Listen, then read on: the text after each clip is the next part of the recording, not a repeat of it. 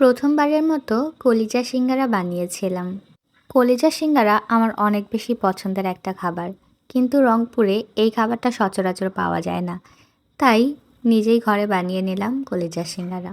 প্রথমেই পেঁয়াজ বেরেস্তা করে সেখানে কিউব করে কেটে রাখা আলু সামান্য মশলা দিয়ে একটু ভাজা ভাজা করে পানি দিয়ে কষিয়ে নিয়েছি। এরপর আলুটা কিছুটা সেদ্ধ হয়ে আসলে আগে থেকে রান্না করা কলিজা ছোট ছোট করে কেটে সেটার সাথে মিক্সড করে আর একটু ভালো করে রান্না করেছি।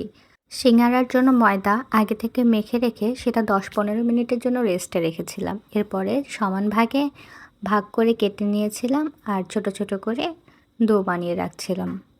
এরপরে সেগুলো কেটে সিঙ্গারার মতো শেপ দেওয়ার চেষ্টা করেছি। প্রথমবার তাই পারফেক্টলি শেপগুলো হয়নি, তবে যতটা চেষ্টা করেছি ওই কাছাকাছি গিয়েছে আর কি। এরপরে সেগুলো তেলে মিডিয়াম আঁচে ভালো করে এপিট ওপিট উল্টে পাল্টে ফ্রাই করে নিচ্ছিলাম। তখনই কালারটা এত সুন্দর আসছিল আর এত সুন্দর একটা ঘ্রাণ আসছিল, মনটা ভরে যাচ্ছিল। আসলে প্রথমবার কোনো কিছু বানানোর চেষ্টা করলে সেটার প্রতি আগ্রহটা অনেক বেশি থাকে। এই যে আমার সিঙ্গারার ফাইনাল লুক, কেমন লাগলো অবশ্যই জানাবেন। খেতে কিন্তু অনেক বেশি মজা হয়েছিল। শেপটা খুব একটা ভালো না হলেও খেতে ছিল একদম নাম্বার ওয়ান। একটা সিঙ্গারা ভেঙে দেখাচ্ছি কত সুন্দর হয়েছে।